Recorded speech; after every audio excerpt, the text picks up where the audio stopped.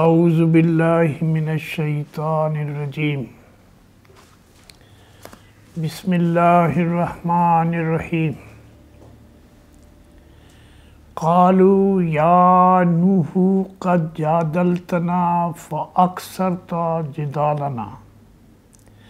فأتنا بما تعدنا ان كنت من الصادقین قال انما یأتیکم بہ اللہ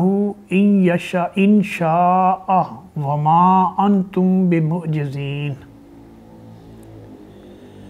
ولا ينفعكم نصحی ان اردت ان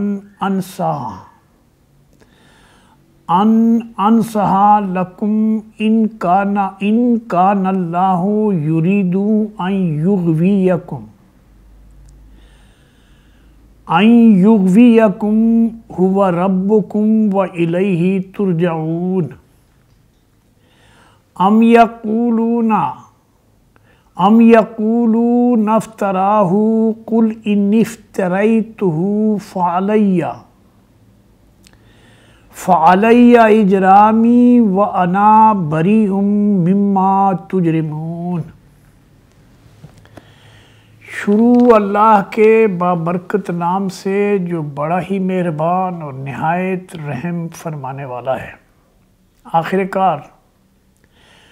ان لوگوں نے قوم نوح نے کہا کہ اے نوح تو ہم سے بہت جھگڑا کر چکا، تم ہم سے بہت جھگڑا کیا تم نے اور بہت کر لیا، اب تو بس وہ عذاب لے ہی آؤ جس کی تم ہمیں دھمکی دیتے ہو اگر تم سچے ہو۔ نوح نے جواب دیا وہ تو اللہ ہی لائے گا اگر چاہے گا، اور تم اتنا بل بوتا نہیں رکھتے کہ اسے روک دو۔ اب اگر میں تمہاری کچھ خیر خواہی کرنا بھی چاہوں تو میری خیر خواہی تمہیں کوئی فائدہ نہیں دے سکتی،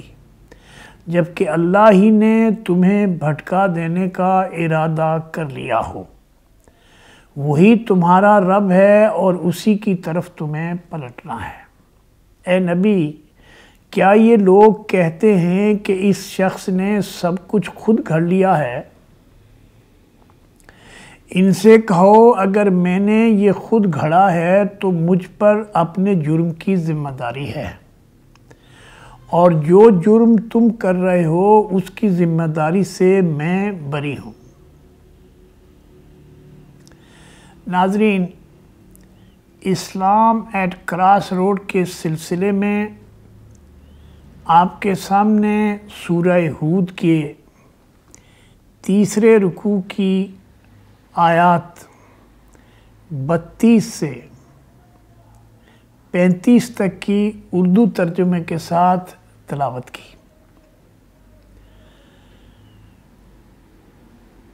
واقعہ بیان ہو رہا ہے قوم نوح کا اور اس کے مقابلے میں نوح علیہ السلام کا، جب وہ اپنی قوم کو ہر طرح سے گمراہی اور شرک اور کفر کی بیماری میں جس میں وہ مبتلا تھے، اس قوم کو ہر طرح سے نوح علیہ السلام نے سمجھانے کی کوشش کی، ان کے سامنے صبح و شام اپنے رب کی دعوت پیش کی، اور ان کے سامنے ایک ہی بات رکھی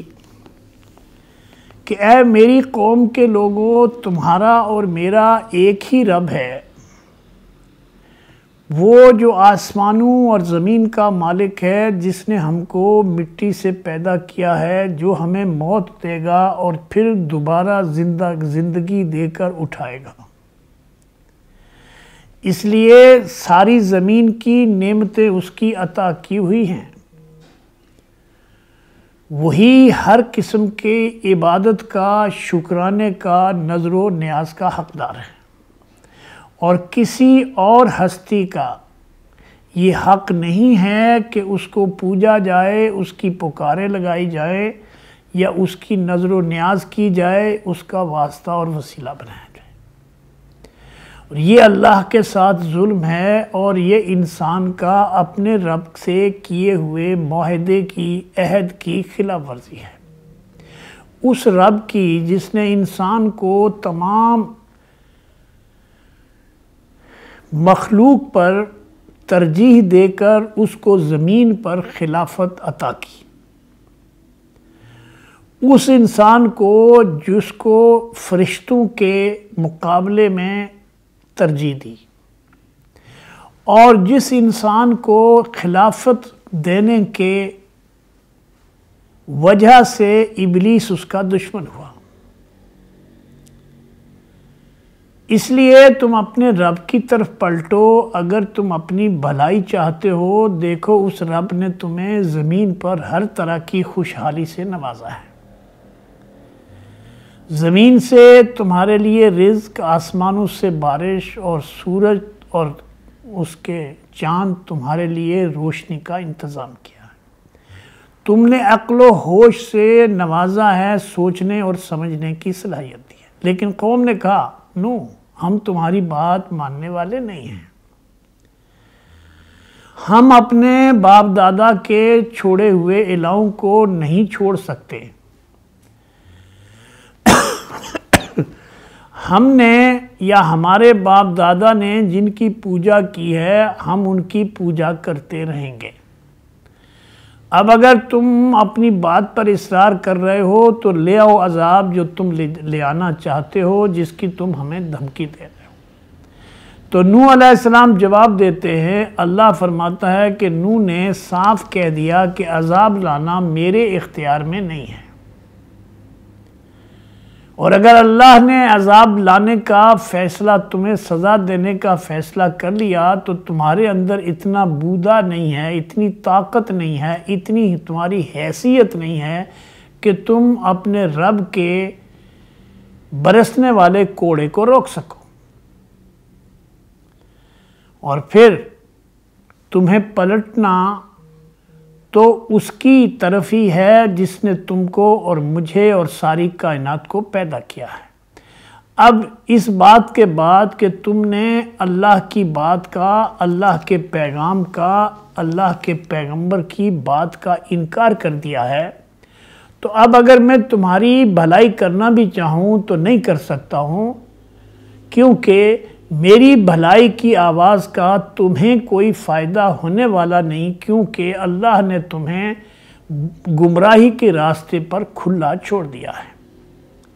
اور اے نبی، اللہ کے آخری نبی سے مخاطب ہو کر فرمایا جا رہا ہے کہ یہ لوگ جو یہ کہہ رہے ہیں کہ آپ نے یہ دعوت یا یہ قرآن جو آپ بیان کر رہے ہیں یہ آپ نے خود گھڑا ہے، تو آپ بتا دیجئے کہ اگر میں نے خود سے یہ گھڑا ہو تو اس کا جرم میرے اوپر ہے، تمہارے اوپر اس کی کوئی ذمہ داری نہیں ہے۔ اگر تم چاہو تو اس کو قبول کر لو، اور قبول کر کے اپنی زندگی میں ہونے والے انقلاب سے فائدہ اٹھا لو۔ اور اگر تم ایک اللہ کی بندگی میں جمع نہیں ہوتے ہو اور تم اپنے باطل پرستی کے راستے پر، جھوٹ اور فریب کے راستے پر، ابلیس کے راستے پر چلتے رہو گے تو بربادی تمہارا اسی طرح مقدر ہو جائے گی جس طرح سے قوم نوح کا مقدر ہوئی۔ اللہ سے دعا ہے کہ اللہ تعالیٰ مجھے، آپ کو اور ہماری اس مسلمان امت کو ان تمام فتنوں سے جس میں یہ مبتلا ہے، جو شرک و کفر کا فتنہ ہے، مسلک اور فرقوں کا فتنہ ہے، دین کو کاروبار بنانے کا فتنہ ہے، ان فتنوں سے بچائے اور اللہ کی توحید اور خالص ایمان کے اوپر جمع ہونے کی توفیق عطا فرمائے، کیونکہ اس کے اوپر جمع ہوئے بغیر کوئی کسی قسم کی بھی خیر یا کسی قسم کی تبدیلی نہیں ہو سکتی۔ اقول قولی ھذا استغفر اللہ لی ولکم وسائر المؤمنین۔